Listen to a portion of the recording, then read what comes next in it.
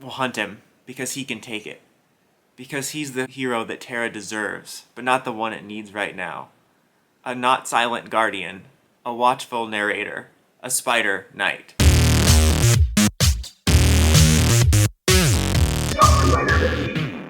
Hey YouTube, Awesome Writer here. Welcome to my review for King-ohger episode 29, and this was one of the best episodes in the series for me. I think it was really great. I mean, in general, I always like King-ohger. It's like no big surprise that I like the episode, but this in particular had so many strong points, and in a lot of ways was kind of the culmination of a lot of things, which is weird because we're just starting a new arc, but also sets up some things, and it also felt very much more like a drama in a lot of ways. Like, sometimes you'll have Toku episodes where you have a lot of just the talking and setup and then you have the final action scene, but it felt like the action was more few and far between in a good way, where this just felt more like a drama episode. So we left off with the retainers all betraying the Rangers as they were in a body swap episode, and they actually seemed to know who their true boss was and who was in which body. We find out that was because it was one of the villains manipulating them that whispers in people's ears and sort of tells them what to do and activates any latent aggression or anxieties. And she did it to a lot of people, which caused a ton of turmoil in the kingdom after this, which just kind of breaks down communications and breaks down a lot going on in the kingdom. This basically just turmoil. The retainers are still jailed because even though the Rangers know sort of what happened or that wasn't their fault, at least I think they did, they kind of have to keep them there, I guess, for official reasons.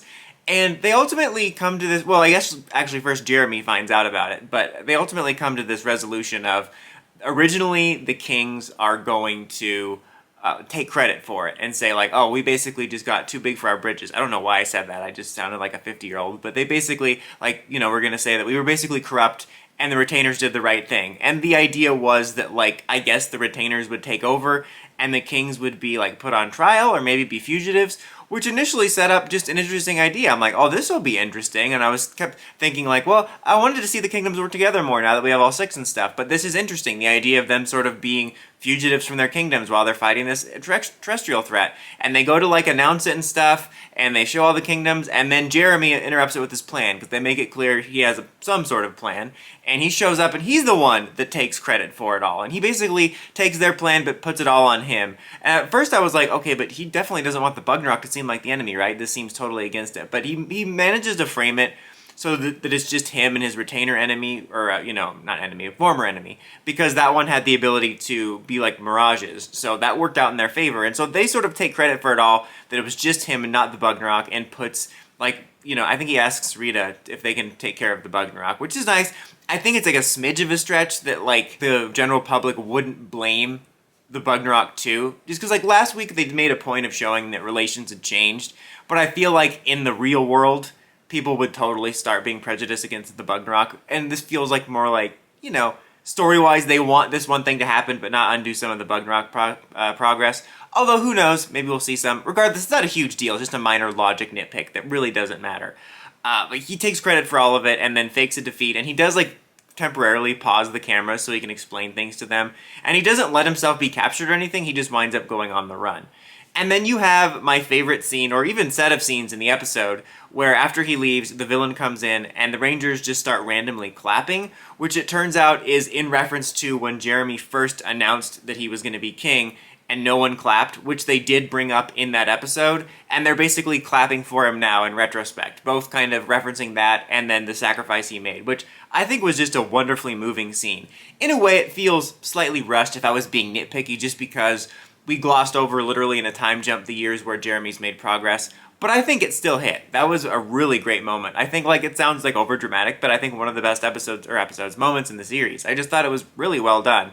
And then right after that, we get them transforming, and they always do, not always, but occasionally we get cool roll calls, different ways of doing it. And there's a really cool way they do the roll call, which in the roll call, it's the changer saying the name, is Gira is walking past all of them, almost like he's walking down a hallway, and every time he walks by one of them, it says Kuwagata Oja, except that's him. So he doesn't walk by himself. But you know what I mean. It was just really cool. Also, the red suit is back. Such a superficial thing to be excited by, seeing the base suit. And I love the power-up, don't get me wrong. And I think that they're probably going to be leaning on it more once Daigo shows up. But it was just nice to see the base suit back, because I really do like that suit. And it was cool to see the classic lineup.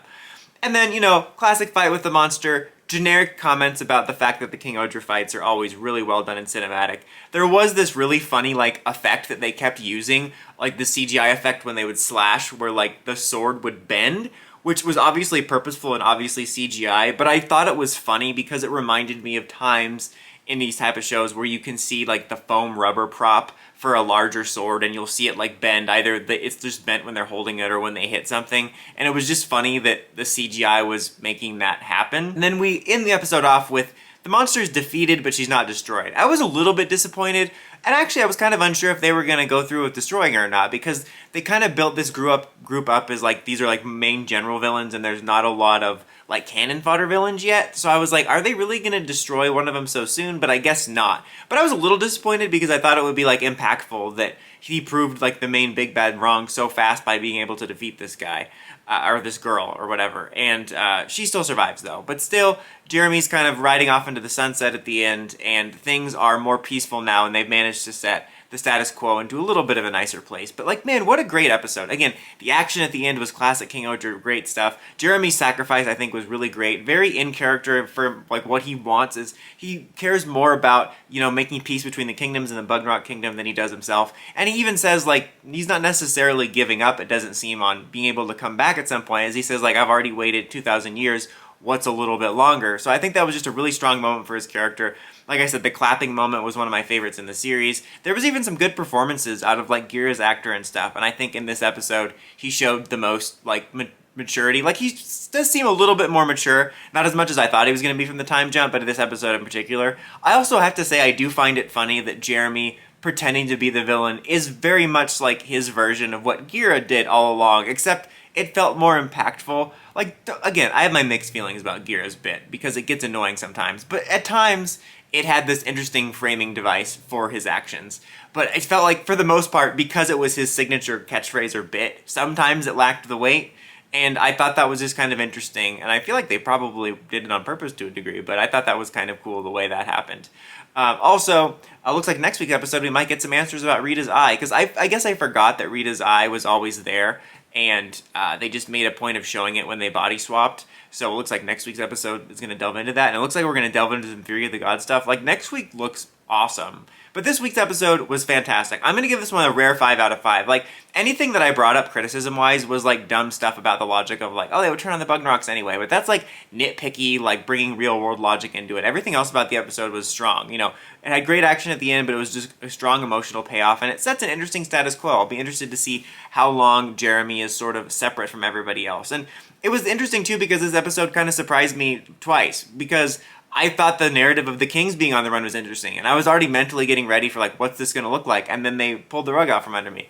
Because I honestly didn't know exactly what Jeremy was going to do. I knew what he was up to, but I wasn't sure exactly what he was going to do. But what did you guys think of this episode? Let me know in the comments as always. Until next time, don't forget to like, comment, subscribe, and climb the steps and ring that bell so you get notifications for my videos. Dawson Ryder, signing out.